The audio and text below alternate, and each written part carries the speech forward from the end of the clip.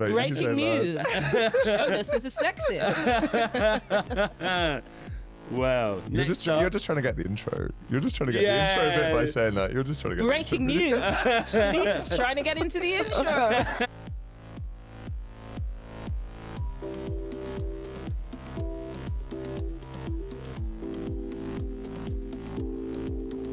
Hello, and welcome to this week's Life of the Party, a deep dive into everything to do with left-wing political organising in Britain. I'm your host, Jonas Marvin, and I'm here with my friends and comrades, Shanice McBean. Hello, hello. And Joe Todd. Hello. And you might notice behind me, we have our friend, our homie, Marcus the producer. Good to see you there, Marcus. We're going to start off with just a couple of announcements. Can I get like a little drum roll or something like that? You can catch us at our very first London live show on the 3rd of July with special guests. Doors at 6. Make sure you're there. Bring your plus ones, bring your brethrens. Where is it? Pelican House, apparently. Nice. In East London. It's going to be a blast. We can't wait to see you all there. Get those tickets quickly. Link in the show notes. Should we say who the special guests are? Nah, not yet. You think not yet? All right, guys. They're pretty special. We'll do a build-up. Yeah. How high do we want to raise expectations? I mean, we've got some wicked guests. I think they're pretty special. Yeah, we got some good guests. It's pretty special. Well, it's also time before the event to tell them, right? There is time. Yeah. There is time. So Why don't people guess? People should guess. Tell us, yeah. Tell us who they think drop the us an special guests email. are.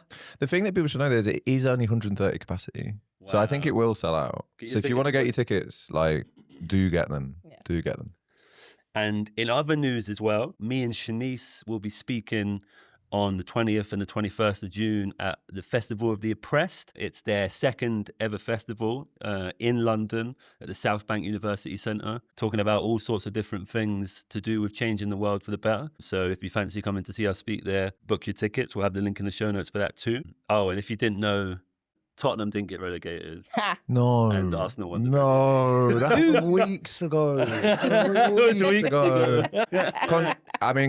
Context for listeners, I'm the only Spurs fan in the room and the other three are devout Arsenal fans. So, I'm fresh. Are you fresh? Freshly adopted. Yeah, at least one of the fresher ones. What, like this year? But I did it specifically to bully you on the podcast. All right, two Arsenal fans. That doesn't even count. Which I really appreciate. That doesn't count. But for this week, Shanice is going to kick off the episode with some news. Yeah, so it's been a bit of an explosive week politically following the body cam footage being released of Henry Nowak's horrific death. Undignified, horrible death, handcuffed on the ground in Southampton. So I guess just a little bit of background for those who maybe haven't been following the story, exactly what happened to Henry. So he ended up in an altercation with a Sikh guy called Vikram Digwa. And this altercation ended up with Digwa stabbing Henry Nowak in the heart.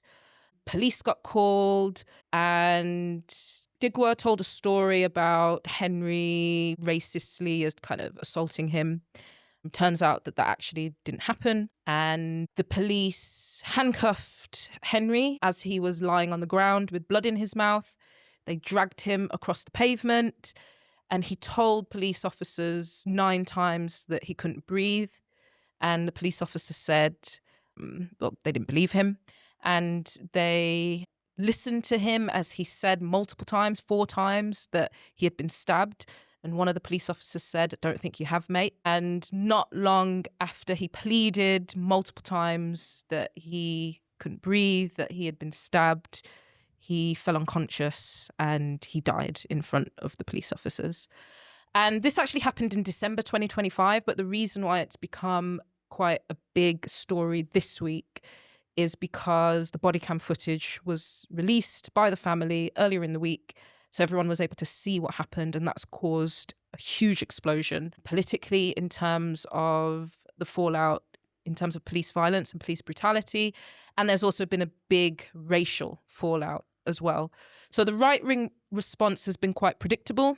Nigel Farage, Robert Jenrick, Kemi Badenoch, Rupert Lowe, Tommy Robinson, all of these people have been kind of wading in And on the far end of the right-wing spectrum, people have been using this to push the conspiracy theory of two-tier policing, the idea that Henry Nowak was left to die in such undignified and horrifying circumstances because he was white and the perpetrator was brown.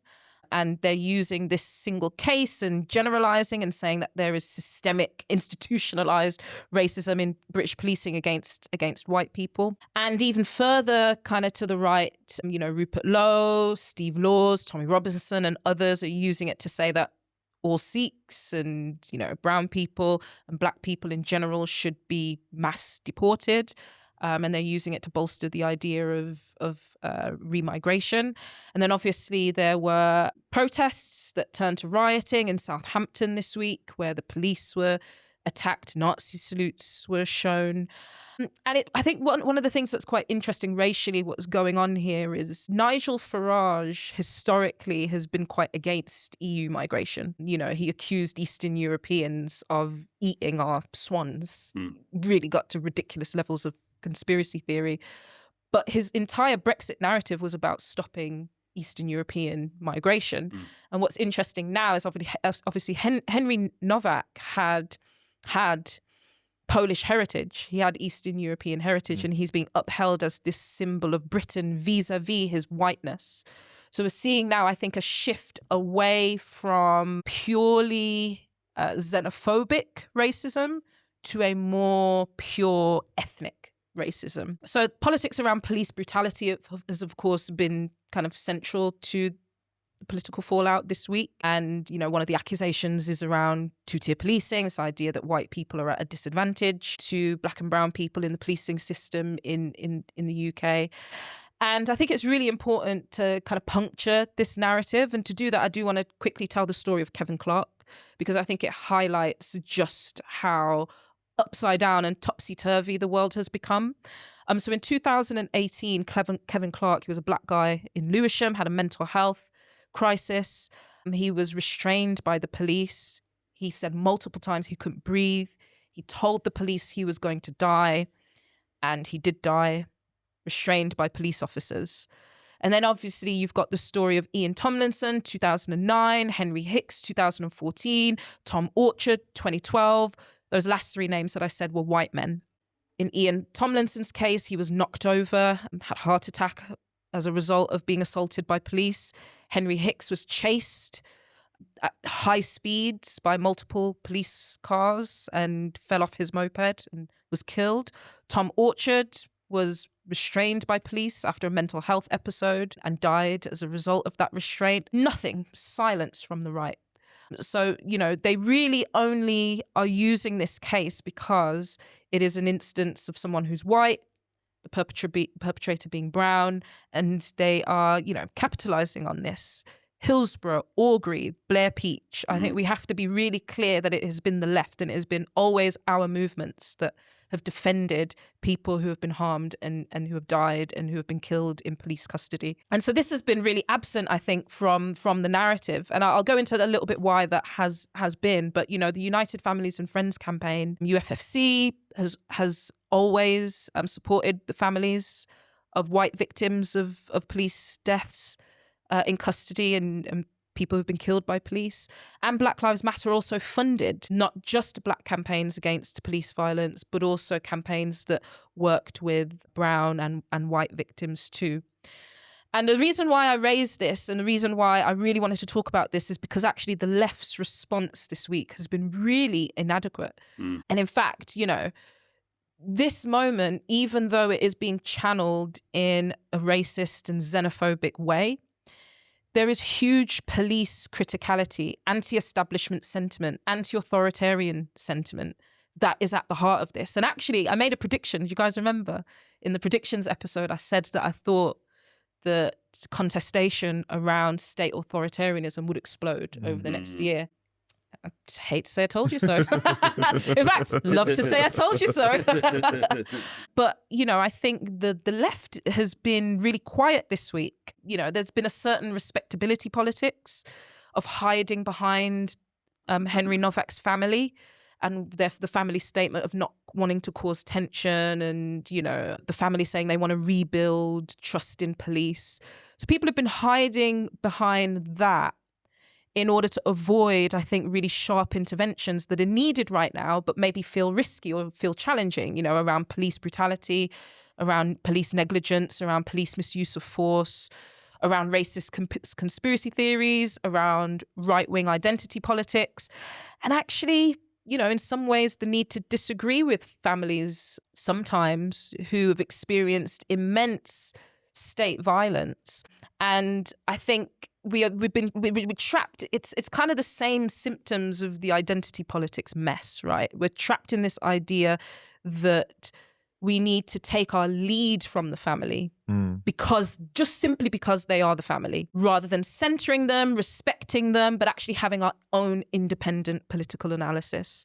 You know, the family said, for example, that we need to rebuild trust in police. And I think the left need to say, we've had 200 years of trying to build trust in British policing. And after every tragedy, there's a call for rebuilding trust. And at some point, we have to say enough. And so, yeah, to sum up, I think I do want to say specifically that I think Zach Polanski's response this week has been pretty negligible to disappointing. He's not said much. You know, he's repeated the line of, we need to respect the family. And I think maybe he's lacking confidence due to the pressure that he was put under around the Golders Green attack and having, you know, he retweeted something that was critical of the police, and then there was a huge media onslaught, and then, you know, I assume there was internal pressure for him to at least partially retract that. And so maybe he's not feeling as confident in this moment to lead on this question of kind of police brutality.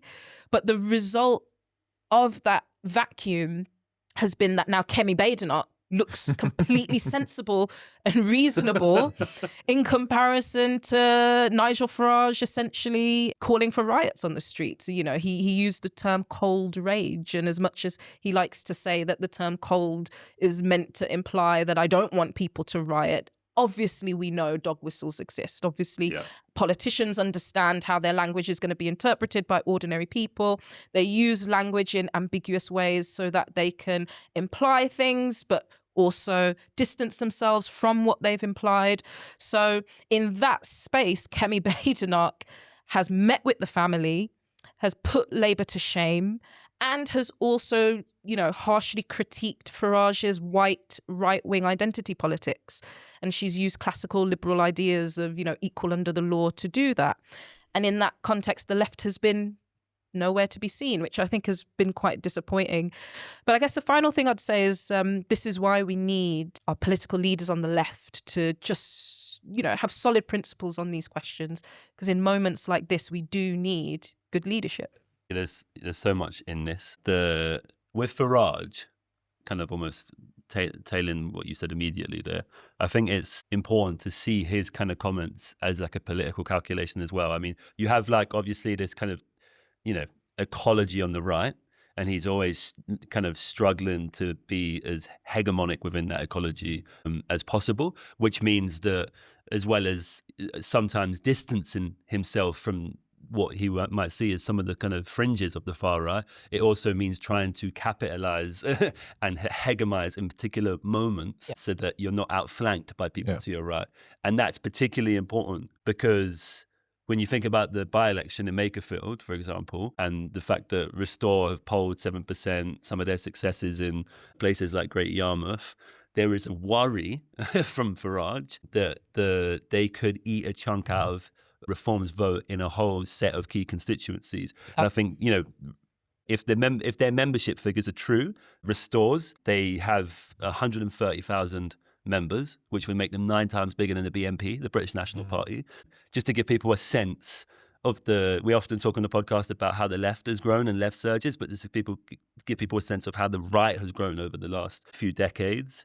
Lowe's most viewed ex-post about Henry Nowak, reposted by Musk, has 23 million views. That's 10 times that of Farage's call on the platform for pure cold rage. So Farage is playing a really clear game here, right? And I think there's a couple of other things here, right? I don't think in that context we should understate just the scale of radicalization and polarization to the right in this country at the minute. And obviously it's complicated and it's tied in with all of the things that Shanice is talking about, particularly in relationship to the state, right? And how people feel about how they could be treated by the state and state violence. But the right for ages have tried to frame their racism through the prism of religion or culture, right? And the left has often said, no, we know what's going on here, right? And that's been the right line. But talk of white lives matter, the active and open framing of race through the prism of skin color, seriously, and we should not understate that kind of deep level of polarization and radicalization underway. I guess for me, there were like two questions here, right? And this is a question to you both, to what extent is this like a result of parts of the left, particularly the institutional left, the electoral left, not having a deep enough and meaningful enough account of the state, right? On two levels. One, the level that Shanice has gone into great detail about how the state treats people, the violence of the state, and they're willing to talk to that. But then the second level, there's a lot of people on the left and obviously scores of people on the right who kind of have an interest talking up the failures of state multiculturalism, right? And in lots of ways, it's clear that state multiculturalism has failed, right? Yeah. But we have to have a bit of an account for that, right? And I don't think the account is to say, therefore, multiculturalism has failed, right? Because we all live in places where you have an everyday conviviality and everyday multiculturalism, and it fucking works. And it's great and it's rich, and the left has to get better about defending it. And that, to be fair, is something that Zach Polanski is very good at. I think we have to be really clear about that distinction, about what has failed and what hasn't failed in our kind of defense of conviviality, basically. Just to come back on that directly, I think that question of the state and the left not having a solid analysis on it, for me, really comes to life when I do a thought experiment and I ask myself, if, let's say, we convinced people that communism was the right route, or even let's make it even hallelujah. Let's make it even more minor that state socialism is the right route to take. Who is going to be, or what institution is going to be the single biggest blocker for that actually becoming a material reality? Sure. It's going to be the police. And unless we have an analysis of what we do about the police that comes from our analysis of the function of the state and the function of the violent arms of the state, then our ambitions are completely hollow, right? We're so stuck in this question of the convincing bit, that we've got to convince people that our ideas are good, that we forget we then actually have to work to institutionalizing them. And I actually think this is increasingly what sections of the right have realized, which is why so many of them, including Nigel Farage, are capitalizing on this anti-police sentiment, because they recognize that the state, as people experience it, in terms of, the welfare state, in terms of the coercive arm of the state, is really quite oppressive. And people know that, and people understand that, and they're trying to make sense of that. And the right is building and creating a narrative around that. This notion of two-tier policing has spread like wildfire, and it is comparable in many ways to how ideas spread during BLM and how there was contestation around the notion of abolition. I'm not saying our ideas are never popular, but the right are doing a fucking great job of taking people's lived experiences of state violence and rationalizing them in this vision of what they want the world to look like. And we need to be so much better at that from a practical perspective, because people are clocking on to the fact that authoritarianism globally is rising and police are the single most important institution in terms of instituting that, but also just in terms of people's day-to-day lived experience of the state. Yeah, for sure. And I think you're totally right to say that Zach probably just didn't feel very confident to intervene on this because of what happened a couple of weeks ago. But you're totally right to say that they're very different instances in that, this time there was an issue with regards to the police that ended up being, I think, essentially right-coded, because the right jumped on it very quickly. You know what I mean? And because the racial dynamic was one in which the right could exploit. And I think to a certain extent that will have meant that Zach and Greens ended up folding in with Liberals and folding in with the Liberal position, because they're like, well, if Farage is going on this, if Rupert Lowe's on this, then there's no angle for us. There's no way for us to understand this in like a left-wing way. And it it kind of makes me think of I think it was the Manchester bombing when Corbyn, I think it was was the Manchester bombing during the election? 2017, yeah. During the election 2017, Manchester bombing, big terrorist attack. And, Corbyn comes out and very controversially links the attack to foreign wars. And he's like, well, one of the reasons we have terrorism is like this is because we conduct wars abroad. And then people have a animosity towards our country in the West. And obviously, if you stop doing that, then people would have a less animosity towards our country in the West and they'd be more unlikely to do this. This was seen as completely crazy by the political establishment. It got so much coverage and so much attention. And then the snap polls came out and the majority of people in the country agreed with him. Yeah. And because it's sensible and it makes sense and it actually accords with what lots of people think, Yeah. but is not kind of like predictably ideological, nor what Jeremy Corbyn was meant to do in that moment. Yeah. And I think you might be right with Zach. Like he missed an opportunity. I think he probably missed an opportunity to say a thing that lots of people felt to be true because he lapsed into respectability politics and he was scared about not taking the risk and putting the foot wrong. I was just going to say, and I think the narrative wasn't even that difficult. There have been so many examples from the founding of the Metropolitan Police, for example, in 1829, and then it's splitting and forming various different local police forces all the way up until today. There are so many examples of police dehumanizing ordinary people in ways that make Henry Nowak really despicable, but entirely unexceptional. Entirely unexceptional.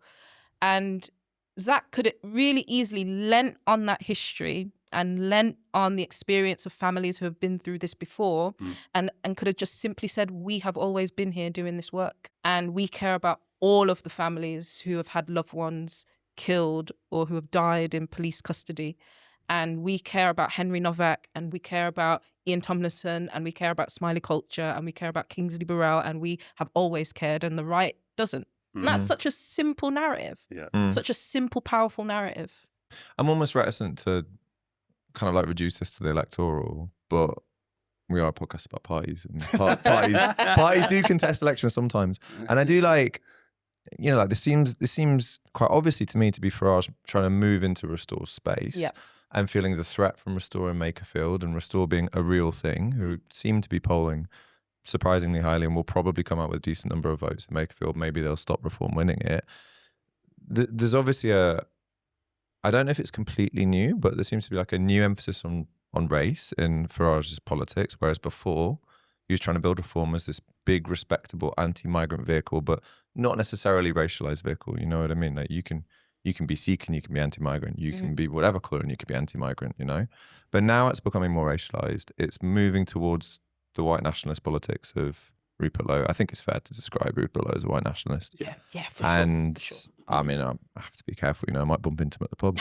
And that's a joke. What pubs do you go to? I was going to That's say, a joke. Spurs pubs, mate. That's a joke. Spurs pubs, You walked into that one. Can't even defend it. But it's like, if that is the trajectory, sure, over the long term, you could see something like you see in the French situation where you basically just see the right bloc getting bigger and more racialized and more people voting for the right and seeing themselves as on the right. But in the short term, i.e. like the next couple of years in the next election, do you really, like, is there a white nationalist plurality in this country to go and vote for Reform? Will this hurt them in the polls, being dragged into that space that Restore's in? Like, how will that affect Labour and how they might do in Makerfield? These are questions that are on my mind. Sorry, do you want me to answer them? I was kind of asking you.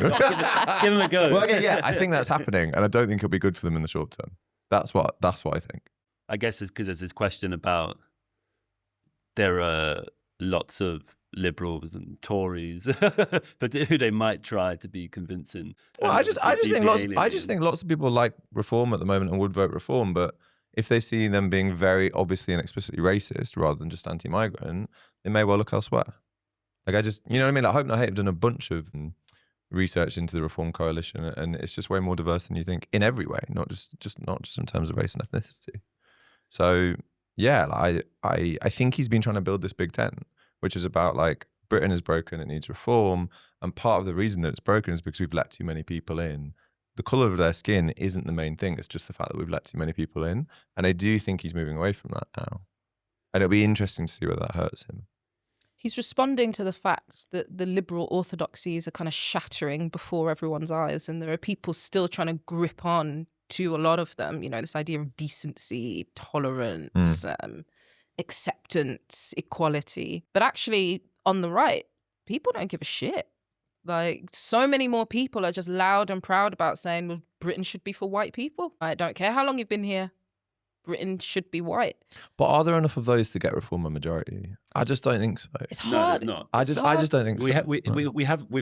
We have a country in which politics is massively polarized. It's massively polarized to the right because the right has loads of the resource capacity, the institutions, the infrastructure.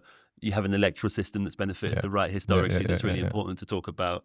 But at the same time as that, you also live in a country that, as the right becomes even more right-wing and radicalizes, as you have pogroms, as you have a state that becomes more authoritarian, you also have vast parts of the population becoming increasingly more social liberal, if not more left-wing than that, and more anti-racist than that, right? And almost always a kind of big reaction on the right, a big kind of set of uprisings on the right, like in 2024, is met by a reaction by kind of social liberal or to the left of that civil society, right?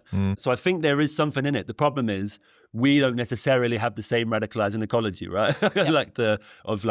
Are you going to be willing to take some risks and to throw some punches in the way that both of you talked about in terms of Zach Polanski and other figures in the institutional left? Because we need to be in the business, right, as a left, of trying to stretch things in our direction, right? Like Shanice has kind of illustrated in introducing this question, we don't always have that, right? Yeah. We have a nerviness, basically, that the right doesn't. And actually that worries me.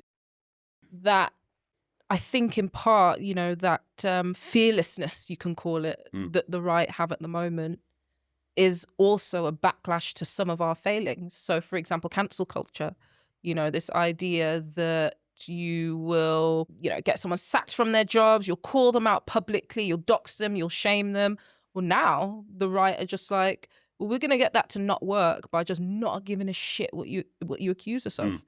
I am Tom and I am racist and I am proud. And that's now the level of kind of, I guess, political brazenness that we're dealing with.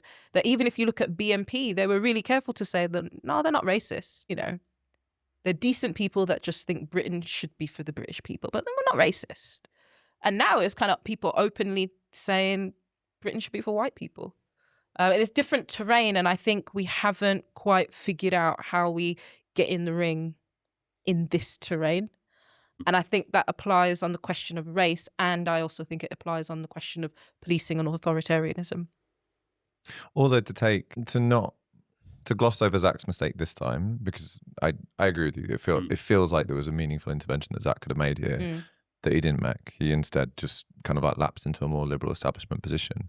But taking that aside, he has been pretty brave on these issues to kind of like stretch the Overton window back wide again and not adhere to what your like classical electoral political strategist would tell him to do, which is, and what I might at times tell him to do if I had his ear, which is quieten down all the stuff that's polarizing and just talk about economic issues and just talk about like obviously popular stuff and try and break through on that. Like he did very deliberately go on the Question Time that was all about migration. He has to be on that Question Time episode because he was like, no, I want to make the arguments, and like that just like needs to be done, even if maybe electorally it will damage me or my party maybe at some point. It just needs to be done. So I don't know. I would give him a bit of credit for that. I am a Green member though, so I would. I would say that. I would say that. I mean, my position. I think that's absolutely right, and like it's precisely the terrain on which I've always been most fond of and impressed by Zach Polanski as a political figure. I guess one of the things for me though is that like the right are very good at like attaching, connecting, threading their racism through to a kind of broader politics, right? That structures a broader politics, that structures a worldview, and making that very felt for people, right? They're extremely good at that. And I guess one of my problems is, even when we have politicians that are really good anti-racist, and they can be really good anti-racist with staunch positions like Zach, and in one breath they do that and they talk about that, and in another breath they talk about radical class politics and economics, but it's almost like sometimes the twain don't meet. No, right? no, and I think we just have to get better at that, like how you kind of get that texture to your anti-racism and kind of just embed it in that kind of critique of society, right, of elites, of capitalism, etc. We really need to get better at that. Do you know, in a way that's, we're going to talk about this in a bit. Zohran is really good at that. But with Zohran, I mean, not to go on him yet, but with Zohran, it's because it's applied ideology. That's what it is. Yeah. For sure. He has the ideological training. Yeah. And he's been in the DSA for all of these years, and he knows all of this stuff. And now he's applying it, and his team is applying it very competently. And I think, if to make a contrast, maybe Corbyn's team had the ideology but didn't apply it particularly well often. Totally right. And maybe Zach's team are actually quite good at application, but maybe the ideology is a little bit lacking. A story that comes to mind when you said what you said, Jonas, is colonialism. And how colonialism very rightly has made a story about race.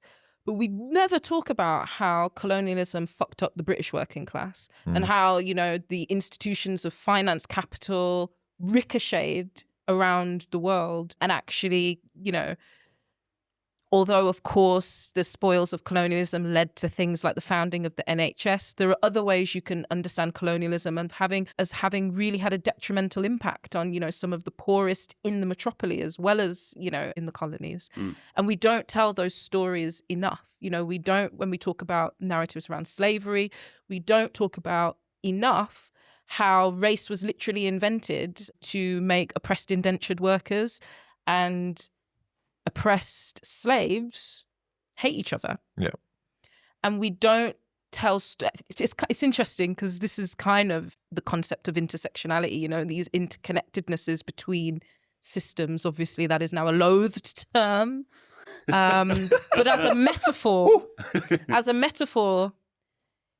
we need to do that more. Race isn't just a detriment to people who are racialized. Race is a detriment to everyone. Every working person. Yeah. It fucks us all over. Yeah, absolutely. And we need to say that so much more. Yeah.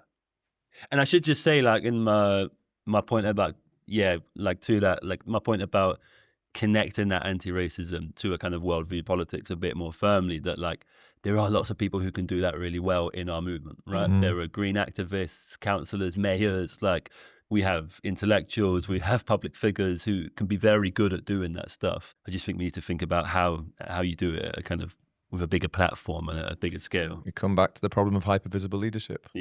I do think is just one of the biggest practical problems of our time, because it's so hard to be a leader. It's just so hard. The demands on you are huge.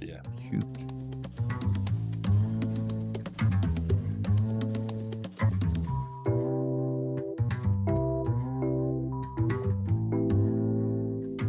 We should probably move on, right? I feel like we've been going for ages. Hey, I'm the host of this show today. I'm not really paying attention to the time, but I'm like, I feel like we're going. No one's got a trainer, they've got to run off for you. Yeah. Well, thanks for that really rich chat, lads. Wait, no, you can't say that anymore. Say what? Rich. But my mate came up to me the other day and he was like, I love your podcast. It's amazing. But Jonas describes every chat as rich. You know what? I just want to say this to our listeners. Every week, he's like, such a rich conversation. It's really rich. It's really rich. And I was waiting, but I was like, I bet he'll do it. I've been told off for saying the word supple. No, supple's good. Supple's good. Yeah, we can do saying the word rich. No, we can do supple. Well, that was a really phenomenal chat, lads. You had a face then where you looked like you thought I was going to cancel you. You were like, no, I thought you were going to say lads. I was like, I can't say lads anymore. Oh, you can say lads, mate. Breaking news. Jonas is a sexist. Wow. You're just trying to get the intro. You're just trying to get the intro bit by saying that. You're just trying to get breaking the news. Shanice is trying to get into the intro. Anyway, sorry. Joe. We should do a count of who's been in the intro more. But I edited it for ages. Oh, yeah, fair. So I just chose myself all the time. Probably did the opposite. Anyway, moving on. Joe, we're going to New York. Take us there. We're going to New York. Why are we going to New York? We're going to New York because Zohran Mamdani has been mayor of New York for 6 months. Everybody's favorite Democratic socialist mayor on your TV, on your timelines. He won 50.8% of the vote.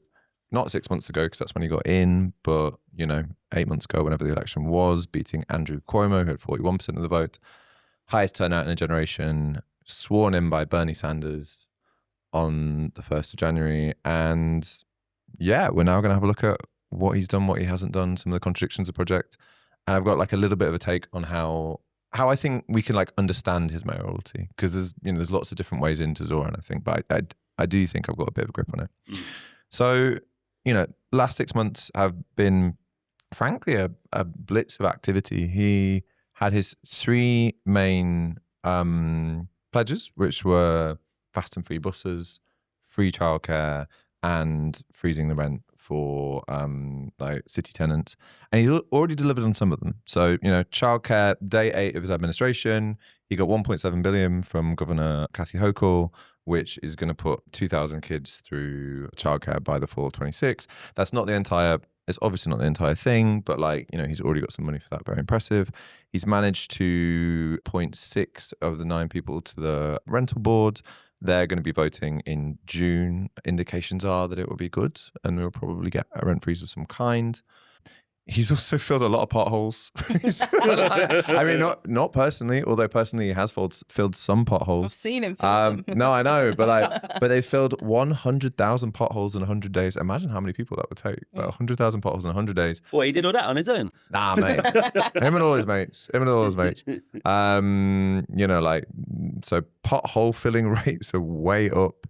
He's also just done some really interesting movement work as well. They founded a part of the state machinery called the Office of Mass Engagement. And this is the idea behind the Office of Mass Engagement, is to try and get citizens actively involved in the work of government and mobilize citizens rather than just kind of like retreating into the institutions and just kind of like governing. And the main thing they've been doing is these rip-off rental gatherings where they get tenants there to basically like testify as to like the stuff that's gone wrong.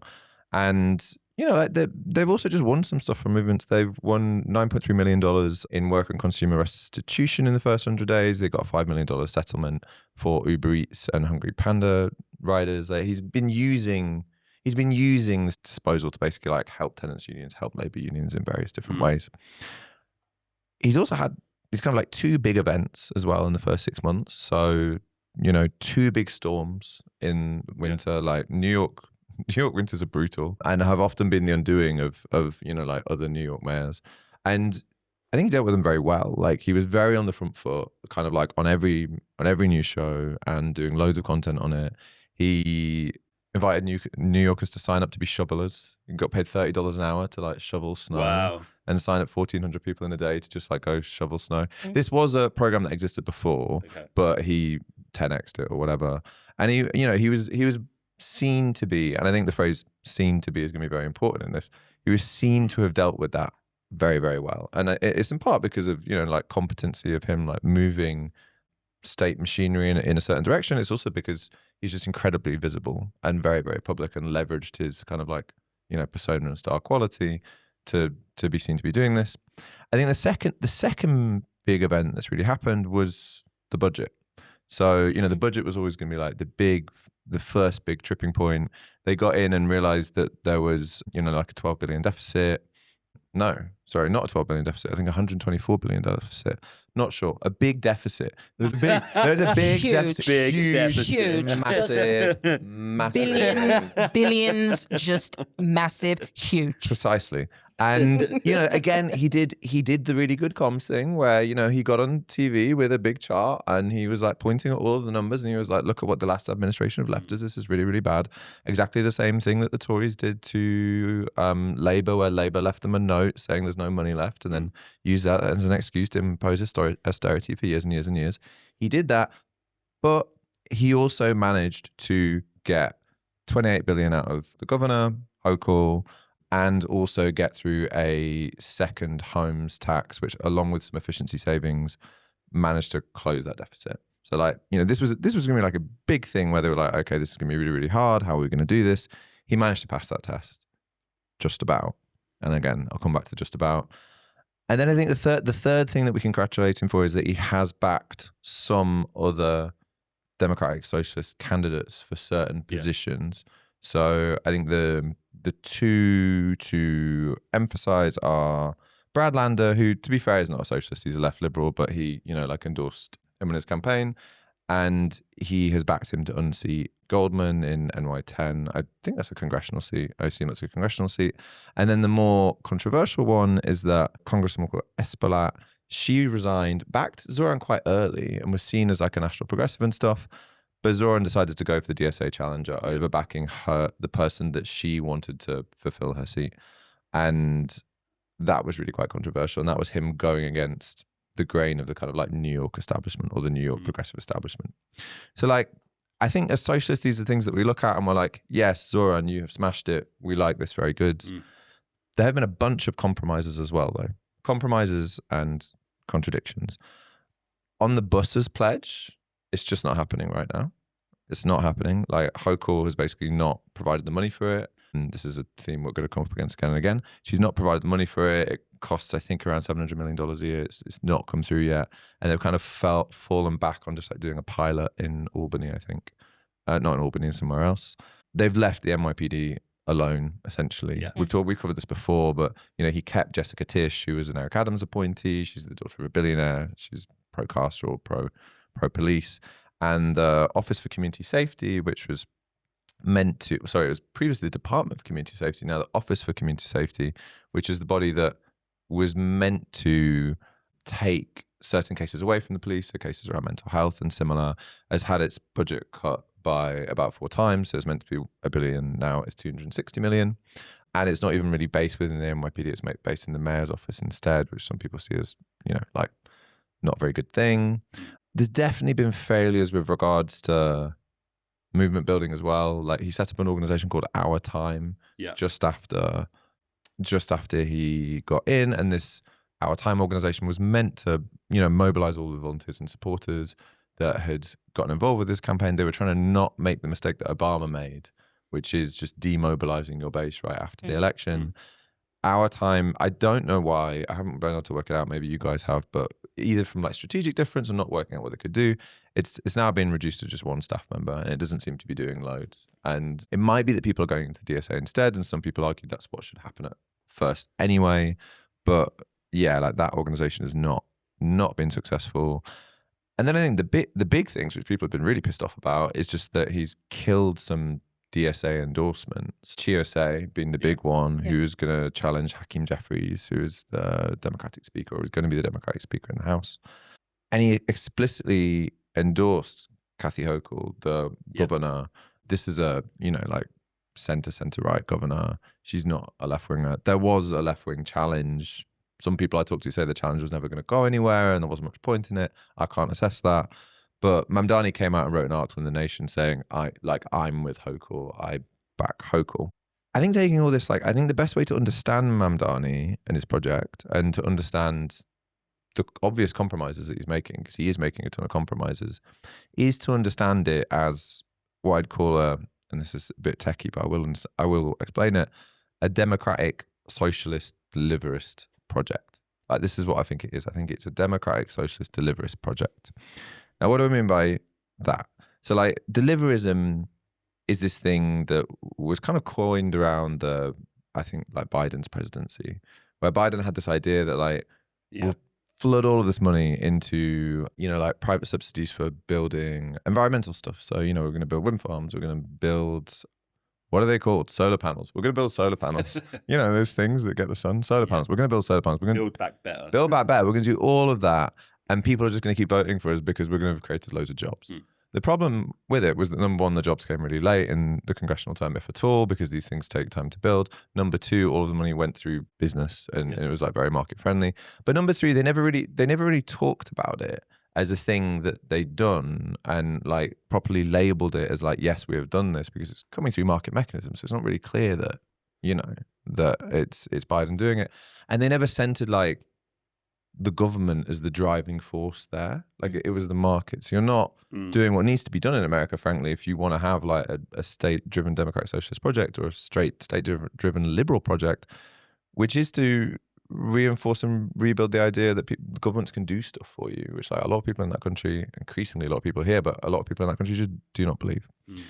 So, like, I think Zohran's doing like a kind of heavily modified version of that, where he has these core pledges, which he's trying to deliver on, and he's also trying to deliver on all of the small stuff. We're going to fill potholes. We're going to fix your basketball net. We're going to, like fix that cycle lane. You know what I mean? Like we're going to do the small stuff and the bigger stuff that we promised. We're going to talk about the fact that we've done it, and we're going to talk about it all of the time. And I, as Zohran, I'm going to like leverage my celebrity and leverage my media profile to make sure I've done it. And this is what some of the right wingers are really pissed off about. They will argue that, well, the city has filled potholes forever, and the city has responded to snowstorms forever. But now Zohran's kind of bringing attention to this machinery, and he's bringing attention to the fact that they're doing it. And I think the final point is that then he explicitly attaches it to a political ideology, which is democratic socialism. It's very notable that since getting elected, he has, if anything, talked about democratic socialism more than he did before, Like in his 100-day speech, he explicitly said, like, it's, I can't find the quote, but, it's, I was elected as a democratic socialist and I will govern as a democratic socialist.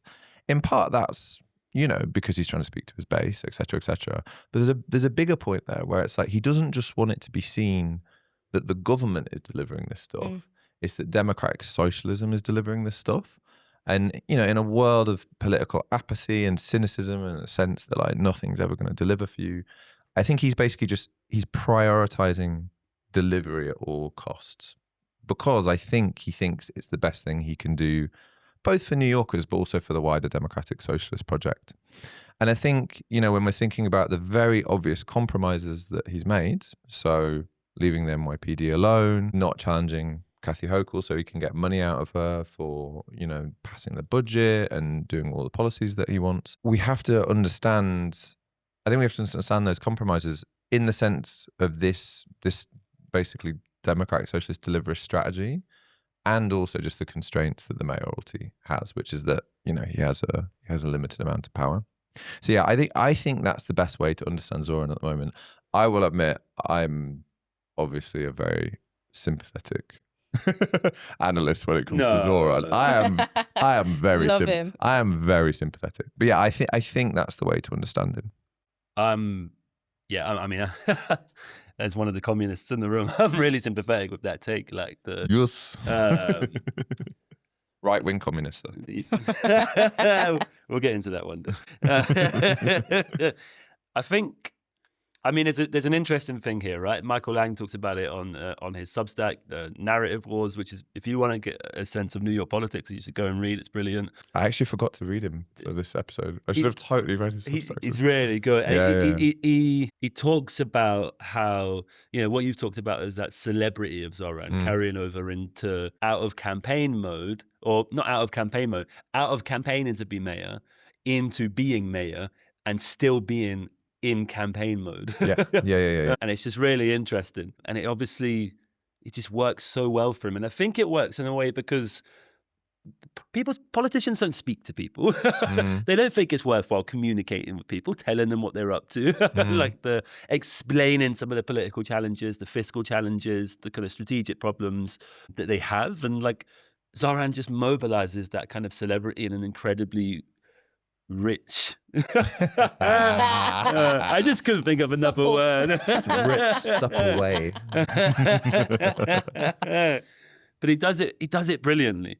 He's not a communist. I think, I would completely agree with you. And I think it's really worth saying that he speaks more about democratic socialism whilst in office than than when he was on the campaign. What he's delivering is social democracy in a state, right? And it's worth saying that. But like you can see some of the limits, like the universal childcare is a bit watered down. It's limited to funding pilot programs and early stages of a phase-in of the program. But the fact that he's got some of it over the line is incredible, like in the first 6 months. Then you have the pied-à-terre tax on second homes, making a start on the municipal grocery stuff, plug in that fiscal budget against kind of Trump's cuts and Hochul's hostility to tax raises. It's just amazing. And when you view it outside of its context, in the kind of pantheon of what happens to the left when the left goes into office, both at a municipal level and a national level, and plenty of time for things to go wrong, but like if you put it in that context, it's incredible because the history of the left in government is a history of failure, and really bad failure. And I think that's worth saying. I guess like he's walking a bit of a tightrope, right? Like he's walking a tightrope between the kind of energy and pressure that was latent in the campaign that he was able to mobilize among New Yorkers during the election year, but also his willingness as someone managing the state and trying to deliver, like you talk about, to work alongside more traditional politicians, basically, people like Kathy Hochul, and trying to play the game, right, inside. And that's difficult. Even the agenda, right? This is his kind of spin on Musk's Department of Governmental Efficiency, what's the Green Aligned think tank? Verdun right? have also suggested the same thing. Yeah, they had a report on it recently. And it's just, it's one of those things that I think the left should take up much more, right? To think about all of the money in government that's spunked on complete nonsense, like agency fees, money towards real estate. And I think it really reframes what is important about society and what isn't in like quite an interesting way. What's worth wasting, what isn't. And it kind of turns the austerity conversation on its head a little bit. And, there are people on the left that don't and won't think this is a good thing, but it also, for practical politics, right, it shows that the left can manage the state well, right? Whatever we think about that, right, that's a tension, right? It's a strategic tension as well.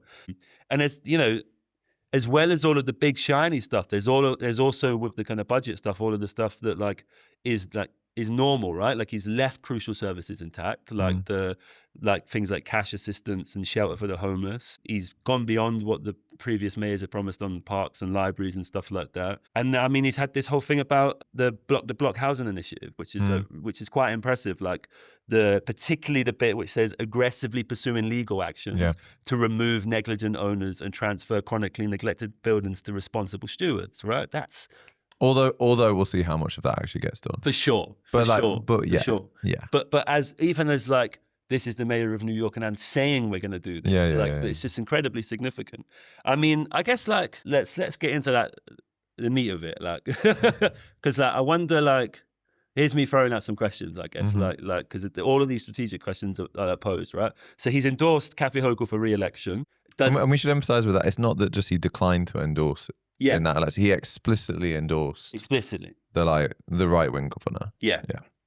So I kind of want to get into what we think about that, right? Has he, in doing that, removed the significant source of leverage that he could have? I mean, there's the question which mediates that, how much leverage is that really? Because are DSA and the left capable of winning the governorship or having a candidate that can challenge Kathy Hochul? I mean, you kind of alluded to that not being the case, and I think that's right. But NYC and DSA interestingly distanced himself from him and indicated that the governor's not worthy of endorsement. So there's this kind of interesting tension within the DSA camp. And like you say, there's a series of elections now coming up where, for example, Espaillat, like you mentioned, that kind of political dynasty is under threat. You have someone like Daria-Lisa Avila Chevalier running as well. You have Claire Valdez and running. They're running up against Antonio Reynoso, right? That's the kind of person who's filling in for Espaillat. I think so.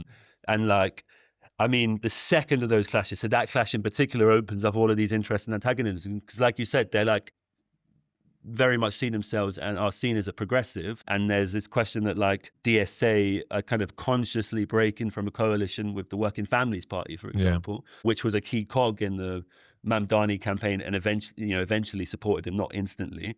So that kind of opens these tensions about kind of breaking with liberalism, I guess, right? In a kind of organized form. And I guess you kind of alluded to it, you didn't allude to it, you talked about it in some depth, actually. I guess I'm interested in why you both of you think that Mamdani or the NYC DSA more broadly haven't bothered really spending more time on strategies that involve unions and other advocacy groups and campaign groups in a kind of strategy of tension around Hochul and trying to force her hand around some of this stuff around tax. Because it seems like the efforts were mostly orientated around phone banking and door knocking, and that a lot of the rallies and actions around tax in particular, as well as being something that Mamdani distanced himself from, even ones that had Bernie Sanders speaking at them, for example, but they were also a bit naff, right? They were really low attended. They're a bit of a damp squib. And is that simply a question, like you've kind of alluded to, of the US left having quite poor returns on converting electoral success into organization and broader movement building outside of electoral office and outside of elections? Or is there a kind of question here about, when we get our people in democratic societies, despite all the disenfranchisement and despite all the apathy, when we get our people elected and into office, is there a kind of tendency to just think it's fine and they will deliver, despite that disillusionment and apathy we have, and that Mamdani is kind of delivering enough and giving a strong enough impression of delivery that mobilization doesn't necessarily seem necessary, let alone feasible? I don't know. I mean, there's a question I have as well about like kind of like what happens to this big celebrity mayor who we all love and basically have a really quite honest, I think, but very complimentary picture of the first 6 months. What happens when some of the deliverism doesn't deliver, right? You talked about the buses, for example, right? Because when you have such a disciplined mayoral campaign where everybody is able to say at door knocking rallies what those demands are, when the broader public know them, and then it comes to 4 or 5 years down the line and some of them haven't been delivered. But I think that, but just to come back on that straight away, like I think that is Mamdani and his team's greatest fear, and I think that is why they subordinate everything to deliverism. Yeah, and I think that's why they make all of these compromises, and they kind of style out these compromises with his personal celebrity and the fact that people like him and trust him, and that's kind of how he gets away with it with his base when he endorses Hochul or whatever. I do think that this strategy relies on a bit of luck, though, in that it relies on him not having crises that really push at the contradictions of his mayoralty. Yeah. So, for instance, you know, when something happens, and I will say when, not if, when something happens in New York City that really pitches, say, the NYPD against his base, because the NYPD do something absolutely terrible, and, you know, the left in particular, but lots of people, but the left is you know, like outraged by that. Yeah. What's Mamdani going to do? Because he's explicitly decided not to antagonize the NYPD as a way of ensuring that he can deliver his affordability agenda, you know? So I think, that's... Which has already happened, right? I mean, like there was this, I can't remember the details, I can't remember the name of the person, and I can't remember if they were assaulted or murdered. I think it might have been the latter. And he came out and had like quite an equivocal bad response on it by cops, this was. And then I think I talked about this I think I mentioned this on the previous episode. And then all of these campaign groups, right? Like Drumbeats, for example, who are central, some of the first people that he went to be like, I'm going to run for mayor, right? Central to his campaign, and people who are involved in anti-state and anti-police organizing had to then work out, okay, what's our relationship going to be here, right? Because he's equivocated on this question. He did eventually criticize the NYPD a lot more sharply around this, but he initially equivocated. He got all of this kickback from campaign organizations and political organizations, etc. But like, the episode on The Dig, where they had one of these people who were involved in this campaign talking about it, I really recommend people go and listen to it. Don't know why I'm recommending people listen to other podcasts than our podcast. Mate, we're part of an ecology. It's all good. Even with Daniel Denver. Hope you're listening, Daniel. But it was really interesting because they talk about having to work out these tensions, right? Of like, well, we need to say this is wrong and what you said is wrong, but at the same time, we don't want to completely break that relationship, right? We still need a relationship with him, right? To deliver on stuff, to get stuff, right? So that question is going to become tighter and tighter over the years. Yeah, for me, you can't always calculate what you're going to win and what you're going to lose from certain positions. True. Like, you know, to go back to from the previous conversation about Zach Polanski, who would have known that 3 weeks after he semi-apologized to the Metropolitan Police, he was going to be called up upon by circumstances to talk about police. And, you know, similarly with Zohran Mamdani, like, you make these calculations about what's in your immediate interests and don't know how that's going to hit you in the face 6 months, 2 years, 3 years down the line. But I think one thing that strikes me about his mayoralty so far is just thinking through this concept of conditions of possibility. You know, sometimes when you look back to a historical moment and you're like, how on earth was it possible that people did that? Whatever they did, you know, I don't know. Black Panthers marching on US Capitol with guns. Like, how does that happen? And there are material reasons why that happens, and, you know, historical reasons related to context and economy and politics. And then there are also individual actors who are working on the circumstances around them to make things more possible. And I think that is how we should views Zohran Mamdani's mayoralty, taking a step back from the principles, from the day-to-day, from the rights and wrongs of each minute decision, just taking a more historical purview of what he's doing, he is shifting the conditions of possibility in our favor, both materially in terms of how the New York state is organized to now favor the people more than it is capital.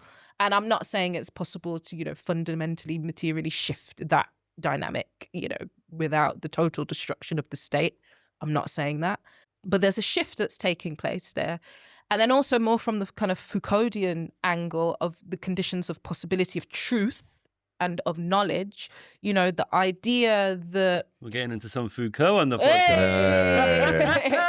The idea that austerity is not the only answer, that there are actual ideological and material alternatives to austerity. The idea that socialism isn't a dirty word in the US now. The idea that a state can be maneuvered to be in the interests of taxi drivers and young families and renters.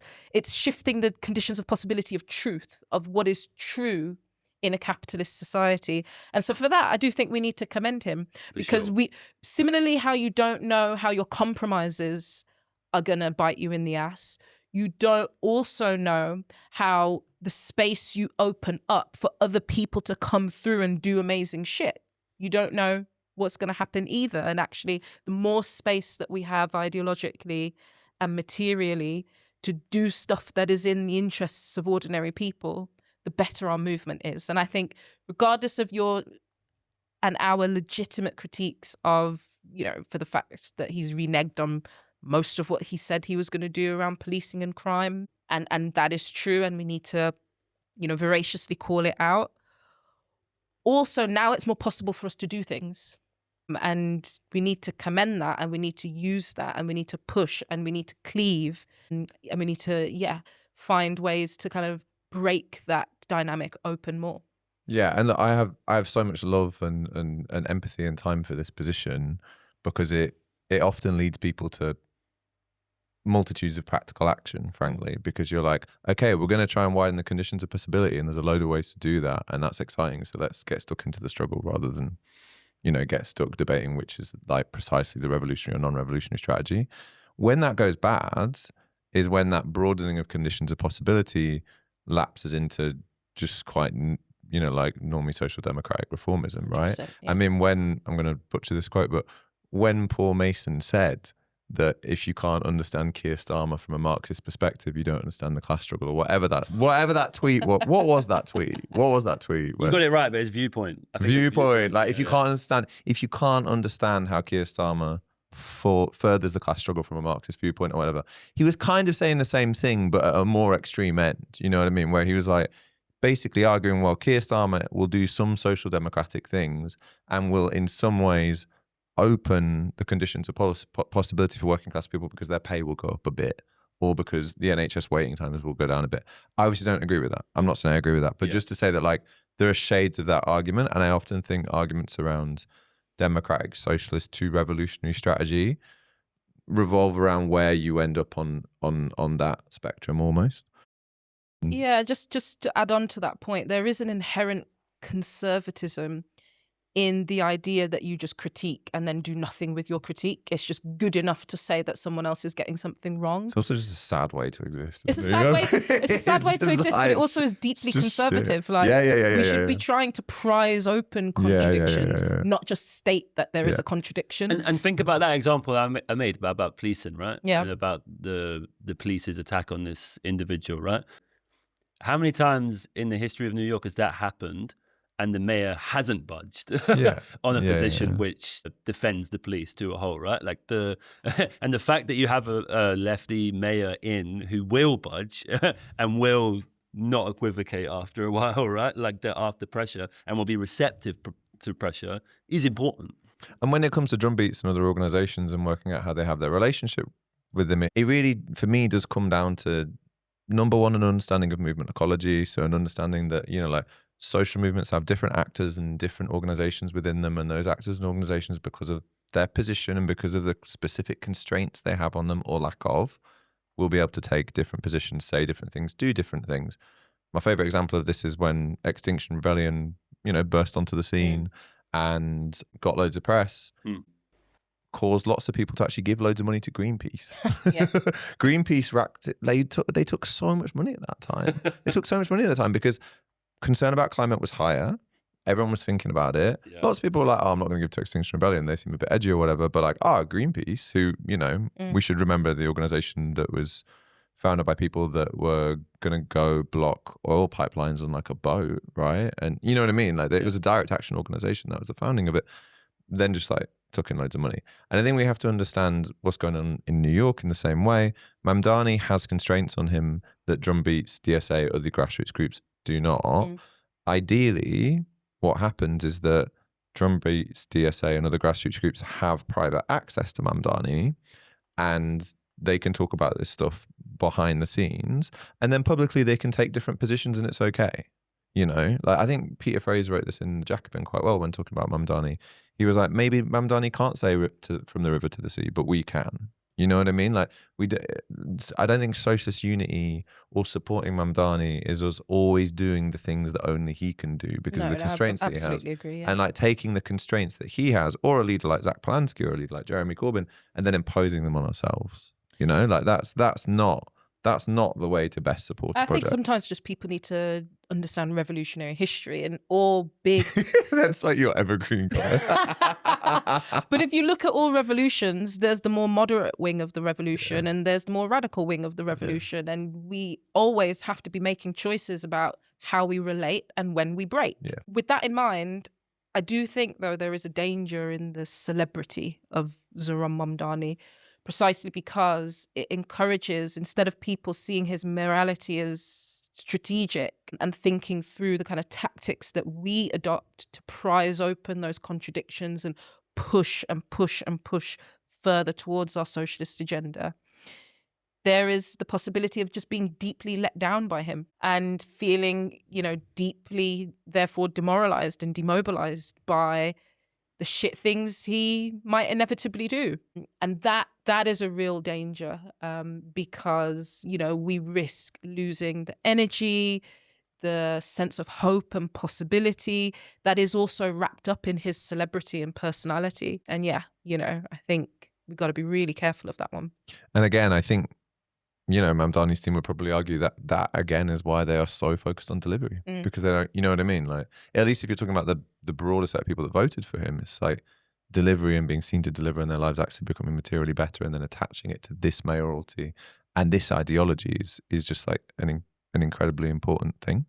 But yeah, I hear you. Like it is the contradiction of these populist projects, and I feel like so many of our successful projects now they are populist projects insofar as they need hyper-visible leaders that can go on social media, operate in an attention economy, and essentially like leverage celebrity for the left. Like that, that is just like so much of what happens these days because of the information environment that we operate in. The difficulty is that, people end up having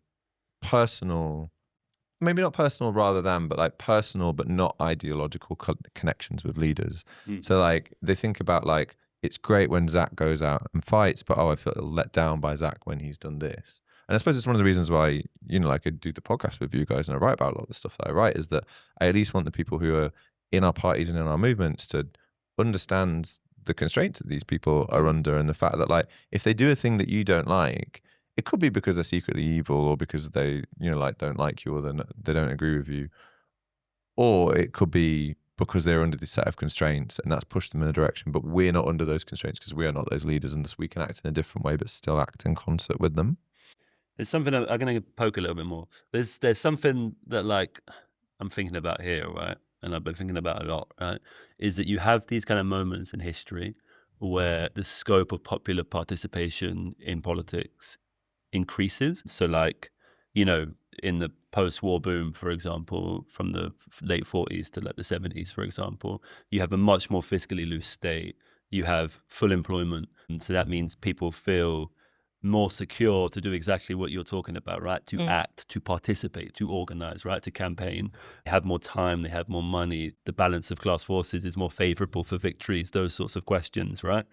Revolutions is also one of those moments, but we're not in that kind of historic moment at the minute, so I'm not going to kind of talk about that. But those kind of moments give space and confidence to radical initiatives, yeah? And there's a dialectic, if you like, between the left in government and the left outside of government. And it comes today when we see it in the context of New York, and as we see kind of, was it 6 now, green mayoralties in London, for example? Or those are totally different contexts, right? Like it comes in a moment of a kind of early process of generational remaking on the left, right?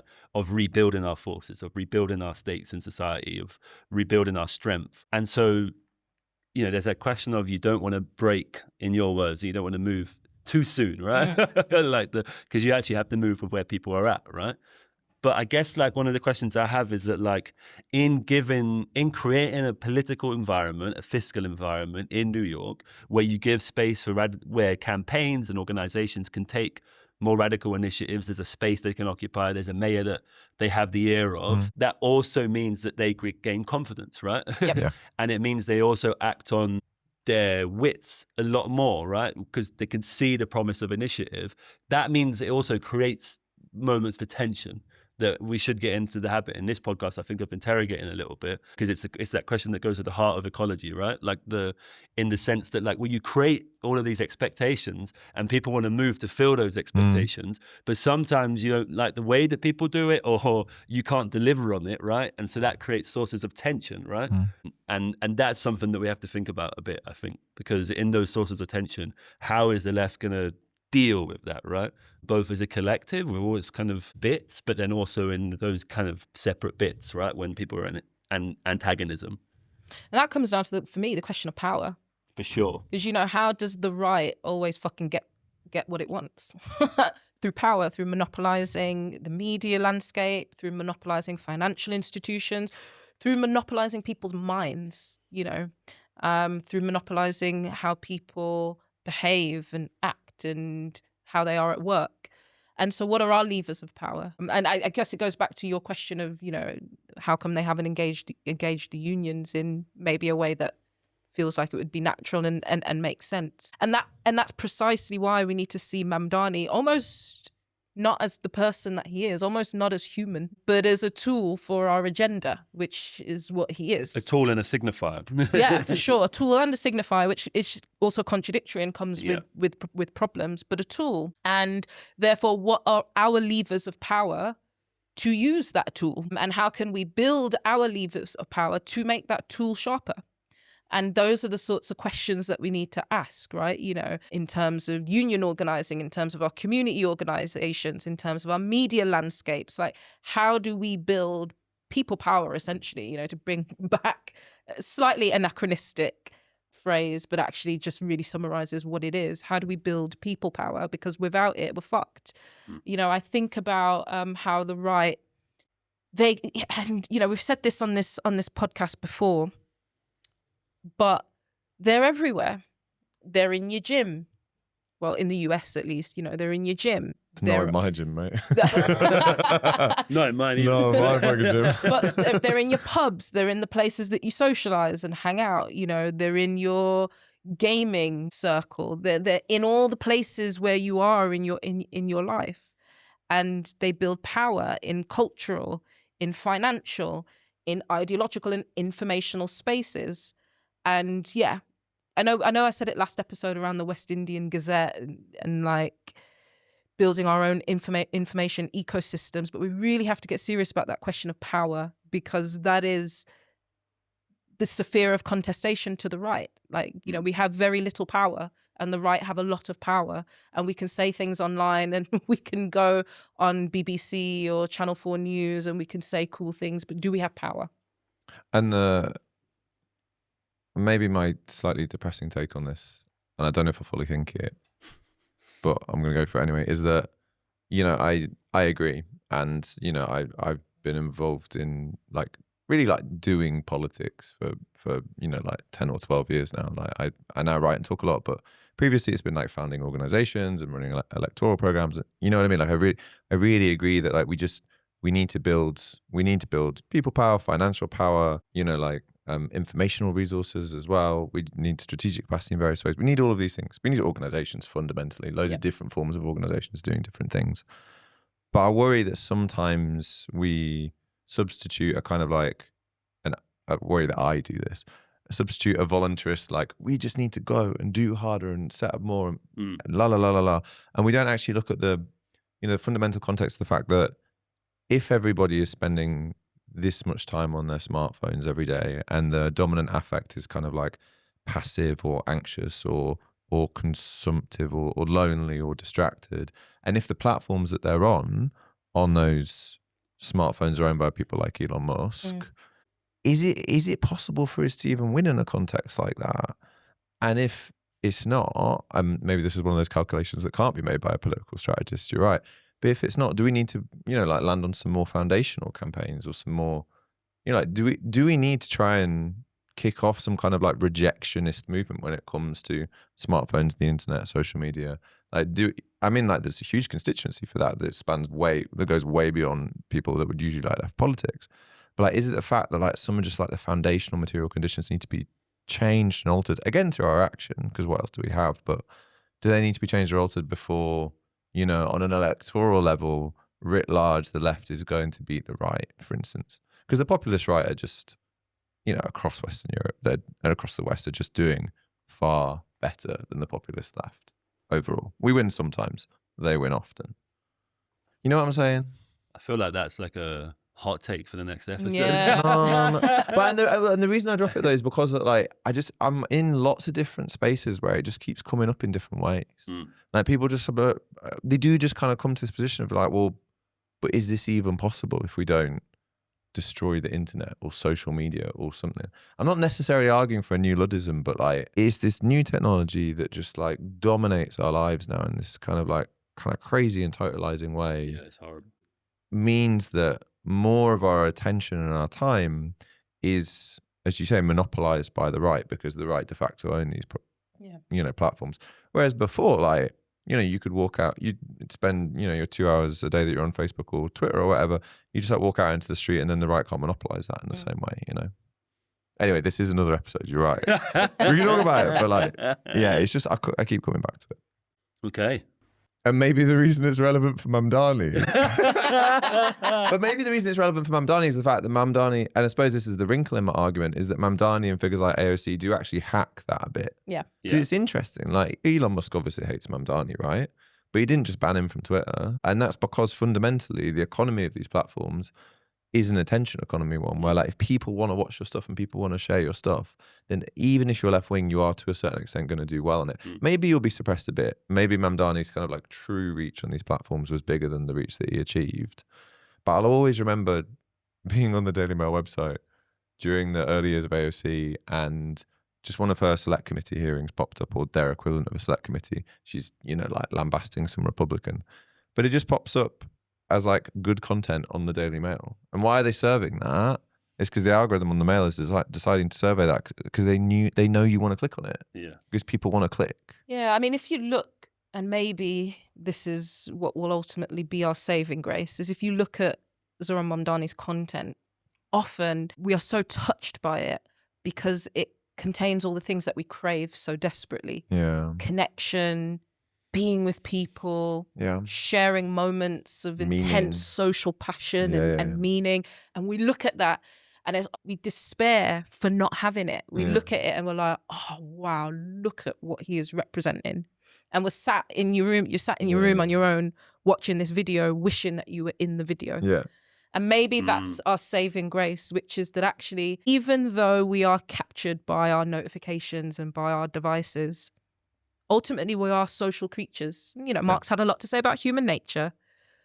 But I do think we can come back to this idea that we are social and we are relational, and we crave and we love being able to be with others in beautiful and harmonious ways. And that actually the moment we are able to capture that is the moment we could win.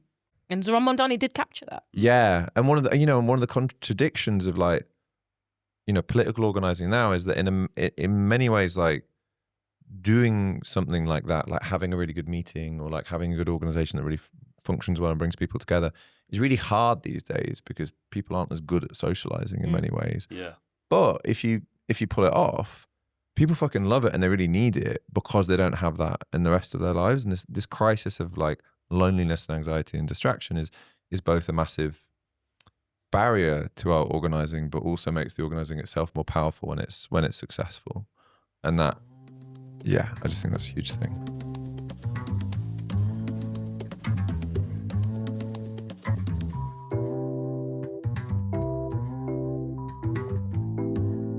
Before he says it, that was a rich conversation, guys. It was so rich. I feel wealthy. I was actually going to say it was a riveting conversation. So thank you so much, comrade. That was a really supple alternative use of language. Thank you, sister. Finally, to round out and say goodbye, what have you been reading or listening to this week? Shanice. So this book has been mentioned on this podcast before, but I'm going to do it.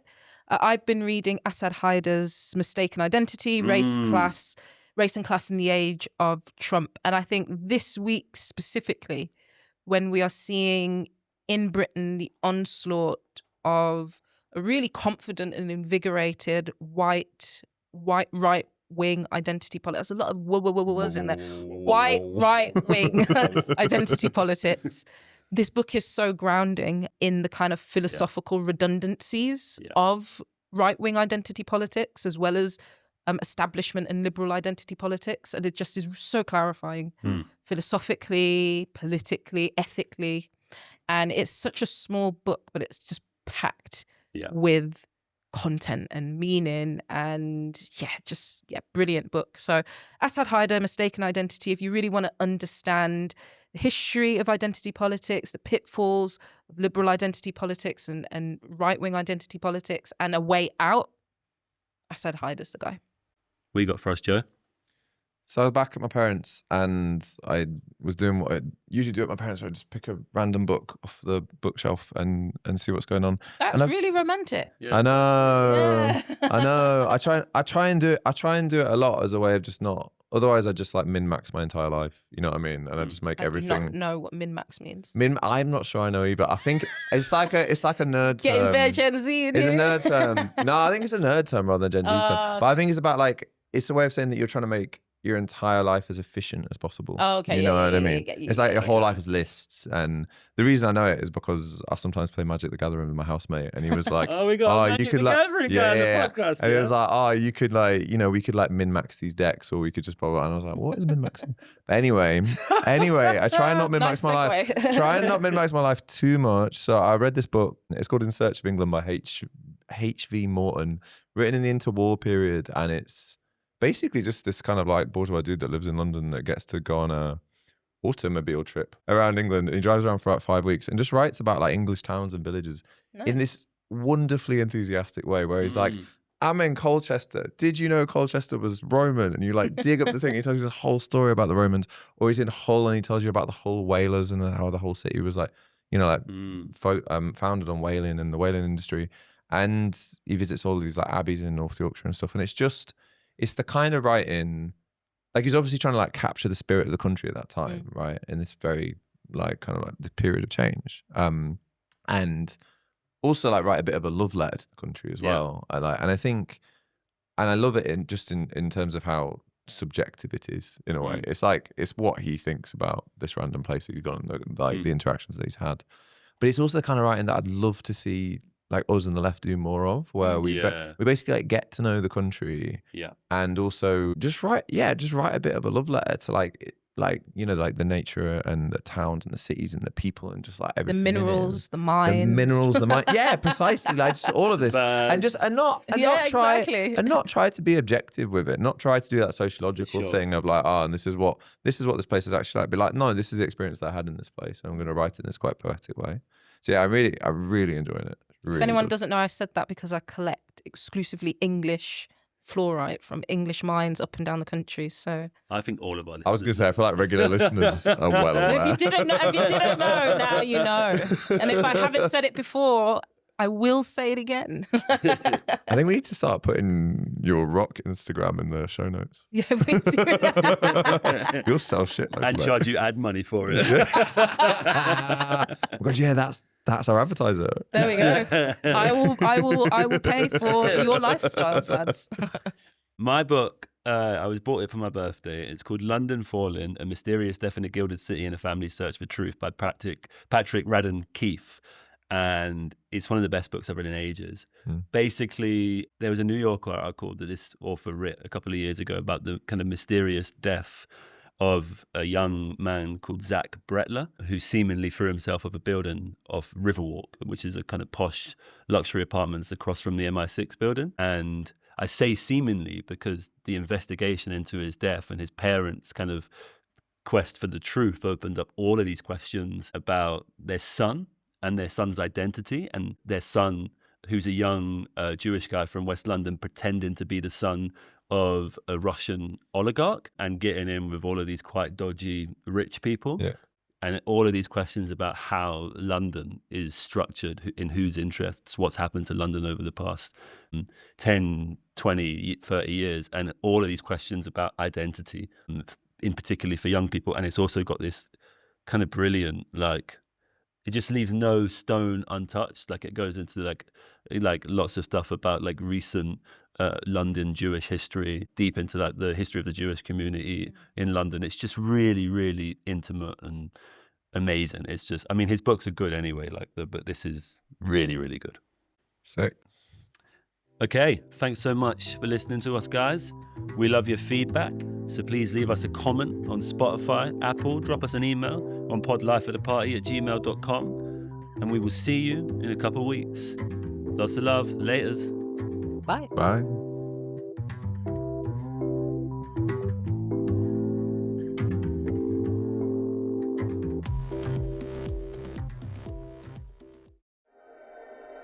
This is an Ampersounds production.